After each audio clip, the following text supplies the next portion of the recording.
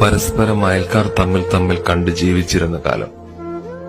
ഒരു ചക്ക മുറിച്ചാൽ എല്ലാ വീടുകളിലും എത്തിച്ചിരുന്ന കാലം.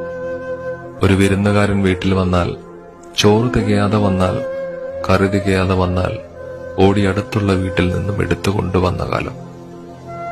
ഇന്ന് മതിലുകൾ കെട്ടി പരസ്പര ബന്ധമില്ലാതെ, ആരുമായി ബന്ധങ്ങളില്ലാതെ ജീവിക്കുന്ന ഈ കാലം. നല്ലത് മാത്രം കണ്ട് ജീവിച്ച പഴയ കാലം. ആ നല്ല കാലം ഒരിക്കലെങ്കിലും ഇനി തിരികെ വരുമോ?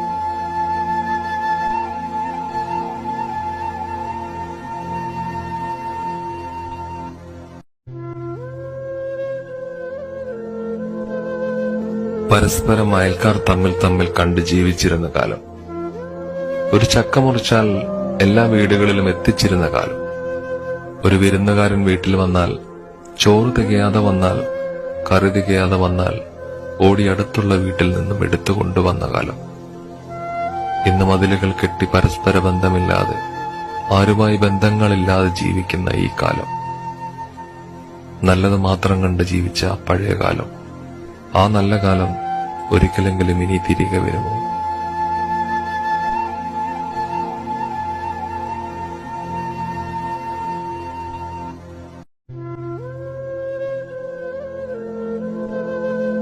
പരസ്പരം അയൽക്കാർ തമ്മിൽ തമ്മിൽ കണ്ട് ജീവിച്ചിരുന്ന കാലം.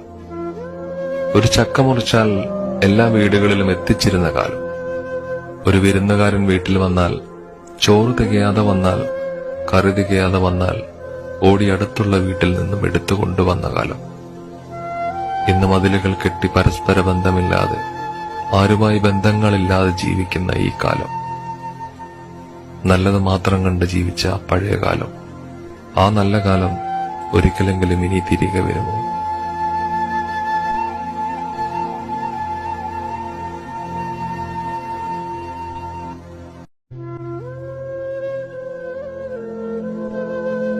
പരസ്പരം അയൽക്കാർ തമ്മിൽ തമ്മിൽ കണ്ട് ജീവിച്ചിരുന്ന കാലം.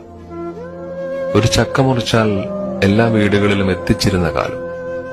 ഒരു വിരുന്നുകാരൻ വീട്ടിൽ വന്നാൽ, ചോറ് തികയാതെ വന്നാൽ, കറി തികയാതെ വന്നാൽ ഓടി അടുത്തുള്ള വീട്ടിൽ നിന്നും എടുത്തുകൊണ്ടുവന്ന കാലം. ഇന്ന് മതിലുകൾ കെട്ടി പരസ്പര ബന്ധമില്ലാതെ, ആരുമായി ബന്ധങ്ങളില്ലാതെ ജീവിക്കുന്ന ഈ കാലം. നല്ലത് മാത്രം കണ്ട് ജീവിച്ച പഴയ കാലം.